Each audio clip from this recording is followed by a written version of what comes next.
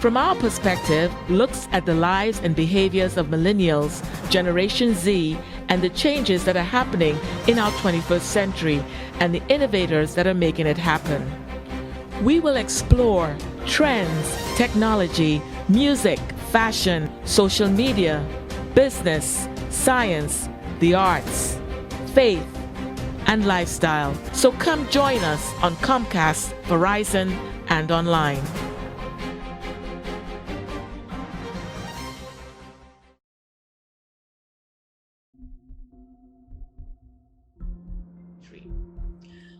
We recognize that the world needs doers, makers, cutting-edge thinkers. How do we create or produce these citizens? Individuals able to maneuver the unprecedented era of digital technology. Individuals able to tackle global issues and revolutionize industries, transforming the way we do business. When we talk about doers, makers, and cutting-edge thinkers, where do we start? 2, what are the barriers? And how do we remove or circumvent them? And thirdly, what and how do we provide effective solutions? Having this in mind, we understand that the key themes of industry or industrial revolution, as we say, or industry 4.0, is firstly interconnection, the ability to connect and communicate via internet, information transparency, ability to collect immense amount of data, technical assistance, assist in problem solving and decision making, and decentralized decisions, ability of systems to make decisions on their own, otherwise known as artificial intelligence, as well as autonomous machines. Having said that, I'm now going to bring my guest in, and we are going to further talk about how do we see this transforming the lives of our young people today.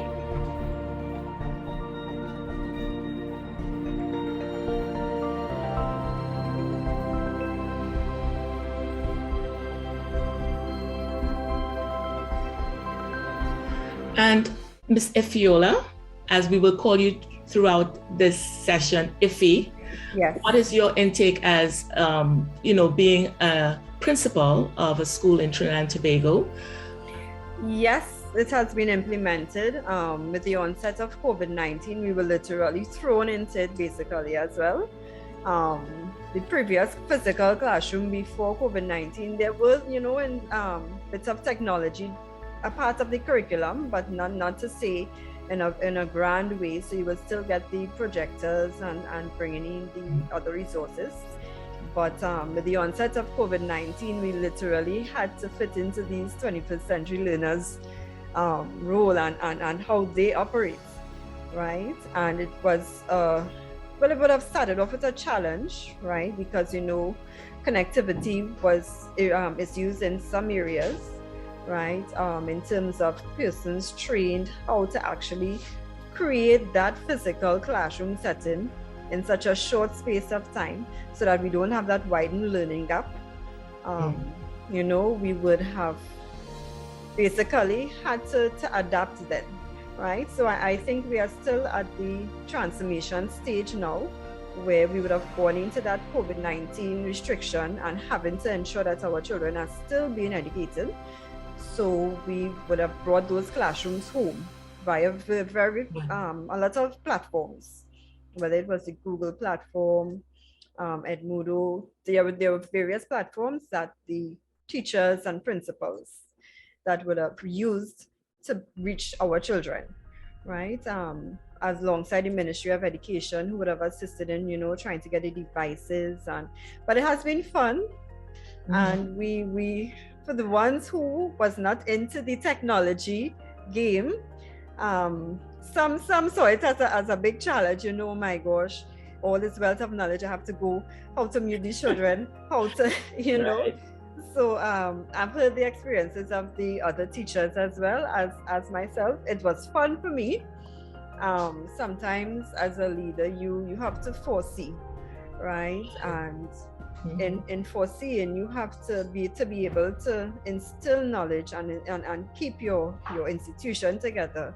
You have to have that foresight and that agility in terms of what to do when a crisis comes on, right? And I will say I was fortunate that sometimes you do these courses and these you upgrade and you educate yourself, and you're not sure why you're doing it as yet, but it's there. So that was like my biggest intake for this whole situation. So back in 2015, I would have done a virtual classroom course and how to create a virtual classroom. So then, and I didn't use it, I would look at it, I might refer to it, but here it is in 2020. The experience and the knowledge that I would have gained back in 2015, it was needed. Right. So I always say upgrading yourself, looking at things, how to bring in that technology, it improve your own understanding and knowledge, and widening that knowledge will always assist you in terms of times crisis and decision making and things like that. So but that's an awesome insight, because you really brought it from the standpoint of a leader, and the challenges that the leaders and the teachers had in adapting to this new world in which we live. And even Ms. Taitt, you mentioned that in Liberia, even though your school is more in a rural and a poor area, it was still needed. You still need to have these individuals get upskilled in this world of 4IR, which is the fourth industrial revolution that we're in. And then, of course, Mrs. Bernadette Redhead, retired principal, you're now seeing it from another perspective because you have retired prior to COVID, right? Yes. Coming in. So what have you seen that, in knowing that that experience that you were, when you worked in the school systems that you did not have to do at all because of those teachers doing it now because of COVID, what was one main thing would you say that you saw that they were challenged with, that you would not have had that experience because, it was not necessary really in your time? Thank you for having us on once more and be able to share whatever information or knowledge that we have. During the COVID and the technology and the new technology, I honestly must say, I said, thank God I'm retired. Sorry to say. And in communication with my retiree friends, because we are on a chat, and they said, I don't know if we could have coped with this, Wow. But and then to being a grandmother also, both my husband and I had to fill in for whenever things have to happen with the children and have to go out, probably go to face or visit their school, Ife especially. We had our grandson coming up, and we have to be there now, dealing with his classroom. Right. And you will observe, especially myself, I will observe what is happening in the platform with the classroom, because parents will be on and they don't know that they're supposed to be in the background, and they'll be interrupting the classroom in the beginning, right. challenging with it. And I said, boy, these teachers have to have a lot of patience and understanding that is something new. Yes. And especially most of the parents are working. Yes. The grandparents now or guardian have to be there at home assisting the younger ones with their online classes. Yes. So it was a challenge for the elderlies and those who were taught, but gradually it came into being. And that is what I noticed and observed.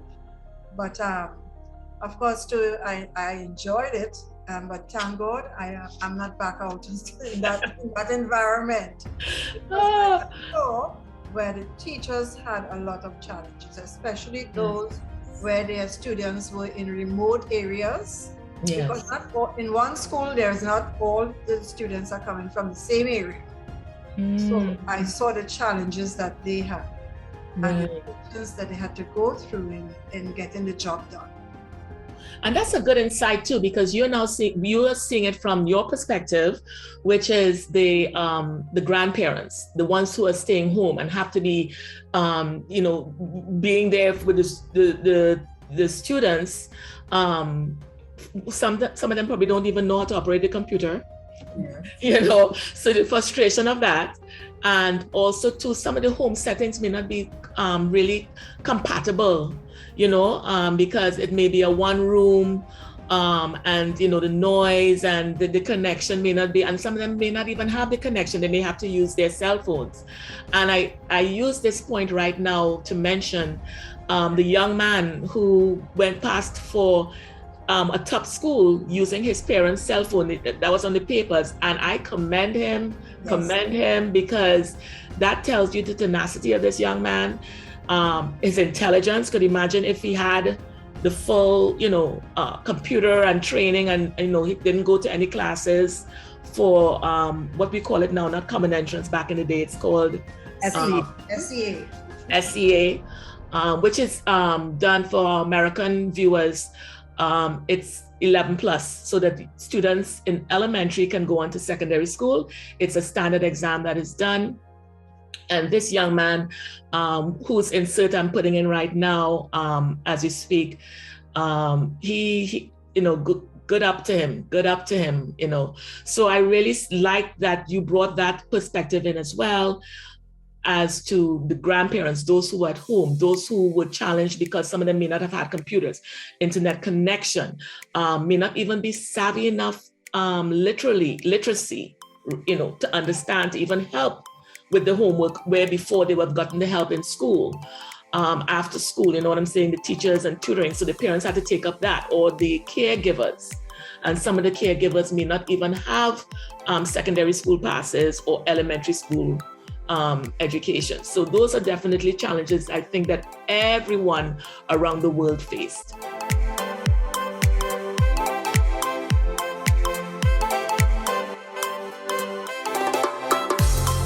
Lots of work to do still. Right. She spoke about promoting an innovative culture, and I think that's something we seriously need to look at. Right? Promoting that innovative culture, because I believe we do start it off at the school system, the primary school system. But when the kids get to, say, standard 3, where that standardized exam is coming, we lose it totally. Right? And in order to even have better leadership and to promote the economy, that innovative and creativity is needed, right? And I am seeing Rwanda is doing that.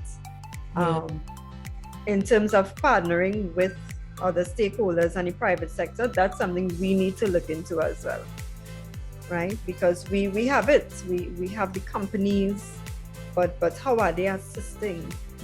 How are they benefiting? The children and the ones who have to come up. Are they just waiting until university level? Then you pull in those, who would have been on your line of education, or are we trying to get the minds going so that we could always have that resource, And I think innovation, creativity of ideas are one of our biggest issues that we have.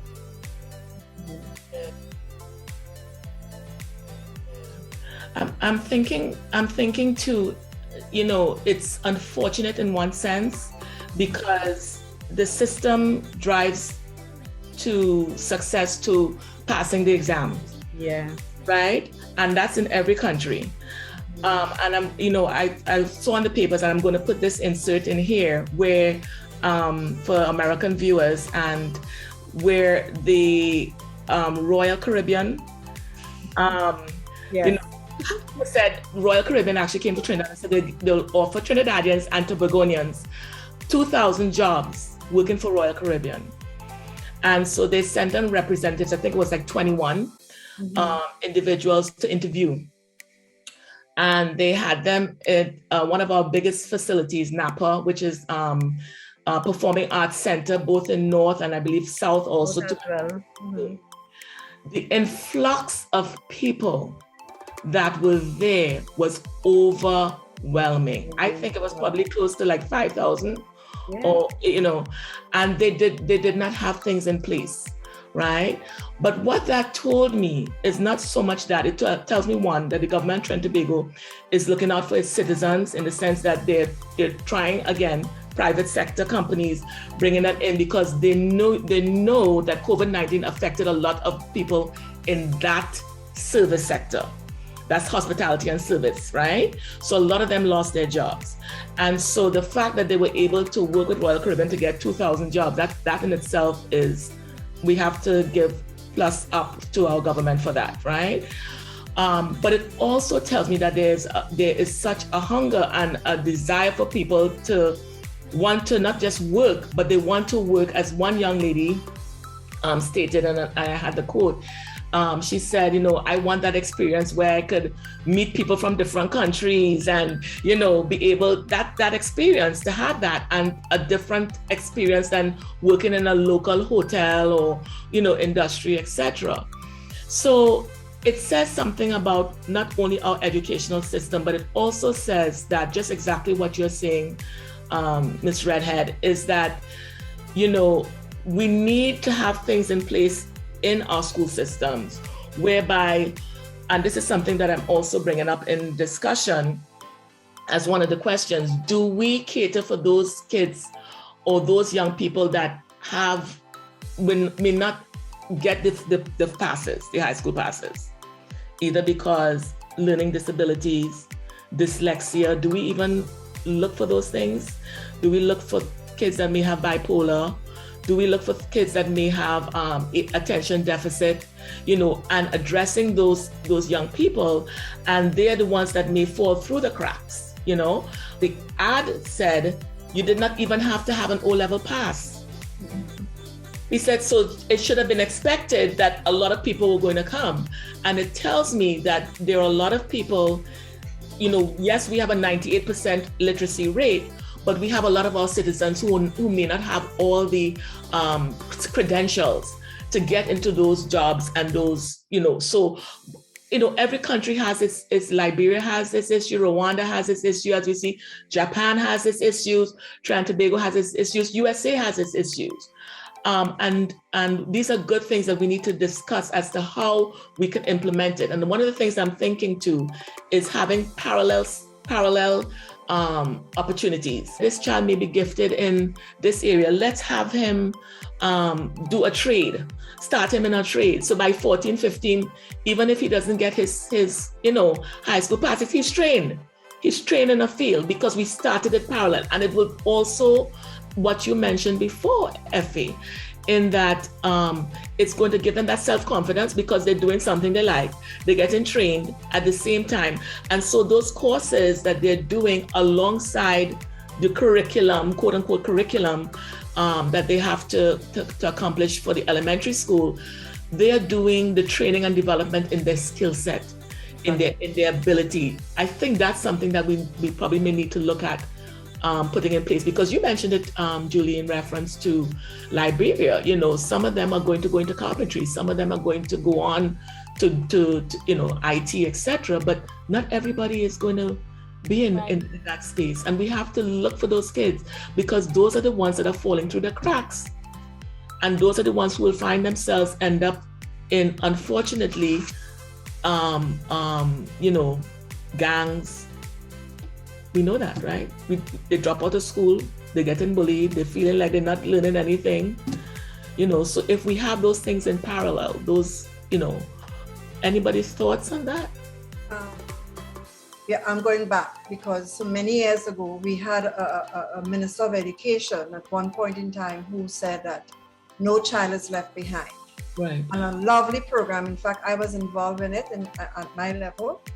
And training went on. Even in the vacation, we as teachers came out and did training, and we ensured that and we didn't say, and in Trinidad, we like to say children who, what is the term we use sometimes, that children, they can't read and all that, but the term we started using was children at risk. Right. And they started concentrating on that. So we had retired teachers, but they were brought into the program where they will go into the schools. And even when we started where the children were all sent into the secondary school, right?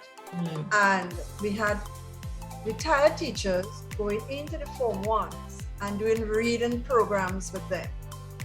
And you started to see a progress in that. But then again, what is a problem here in Trinidad and Tobago is when we have a change of government, they want to throw out the baby with the bathwater and start all over again. We also had in our secondary schools, certain government secondary schools, we had vocation classes. So we had industrial woodwork, we had so many plumbing and different things that you were speaking about. We had that in our secondary schools. So we had children branching off. When they left, we had plumbers, we had woodwork, making lovely cabinets and all of that. And we also had youth camps for the difficult young people, especially the young male. We had youth camps where the children used to go into these youth camps, and we would say our regiment, which is our army there. Military, yeah. They went in there doing programs with them. We have a mind map or something. Program right now that is going on. And we have so many different programs that are happening. YTEP, right. A lovely program with YTEP. And we need to continue, as you say, going back to those things. And I know right now this government, they had introduced a ministry dealing with that in particular because of what is happening right now with our youths and violence and all that is going on in our country right now. But if those things had continued, we would not have been at the state at where what is happening now in our country.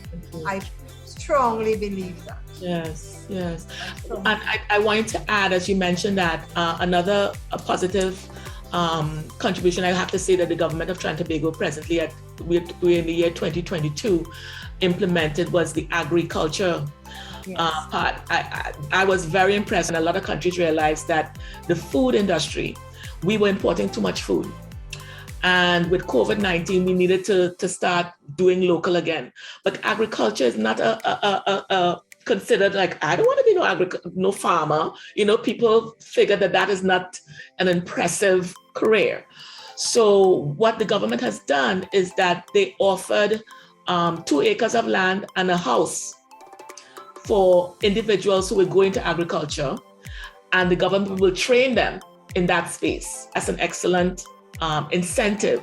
So we need to give incentives. We need to give something where it's not just I'm going to get trained, I'm getting trained, and I'm not seeing a value in it at the end.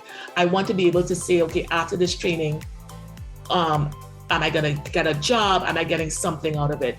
And I think that's the factors that we have to look into as well. Being wise and using your resources properly. Yes. Right? Because one of the problem areas that I have noticed as well, okay, so for instance, schools, right? We always have a shortage of guidance officers and social workers and special ed, right? But yet we have people, most of the students going to university doing the tertiary education, but are always doing it in saturated fields, so they complete their first degree, but yet they have to do something else because that they're not getting things in that area. And what are the saturated fields? Engineering. The engineering and the lawyering and all of that, right? Yes. Mm-hmm. So I am thinking the ministries as well need to give an incentive in terms of, okay, Ministry of Education know they require a guidance officer, a social worker, a special ed officer for each school. They have to focus on that, right? Yes. Because the schools and the personnel in the schools are really, really burnt out because they expect teachers to do everything, or principals to do everything, to observe the dyslexia, to things that we are not trained for. Right. So if it is, they would look at the jobs that are required. Okay, we need guidance officers, Okay, so the children coming out of secondary, or create a program in the school that you know that when you follow through on this program from secondary school and you continue into your degree, the ministry requires a certain amount of guidance officers and social workers, and they are groomed into that job immediately then. Right? So you don't have that wastage of resources, because the schools need them, right? We don't need one guidance officer attached to 10 schools or 5 schools. It's not working. So where you were speaking about, are we catering for those that fall through the cracks? Did we cater for the ADHD? It eases up the teacher to do what the teacher needs to do, and to be assisted as well with that guidance officer on one side, special ed on the other side, so that we could determine from small and from young the children, so we won't have so many falling through the cracks, so we could guide them accordingly, right?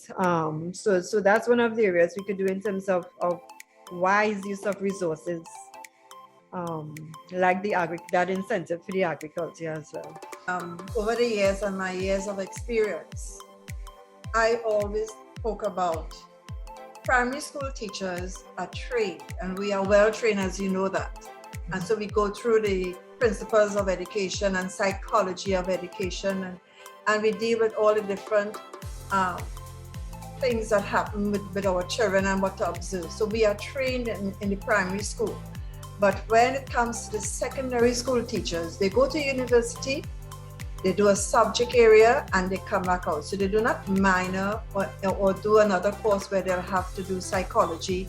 So when they go out, and this is the age group now where we have our teenagers acting up, right?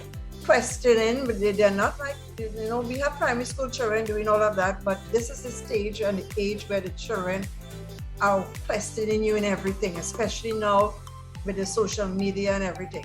So still our secondary school teachers, to me, and this is my personal view over the years, the only time that these teachers go to do a JET-ELS course and involves the psychology and understanding children and their problems. And for instance, I had a student who was ADHD, and I had all the records and everything from my primary school, and something came up and it came back to me. They came back to me, and the secondary school teacher said, oh, that is an excuse parents and used for the children bad behavior.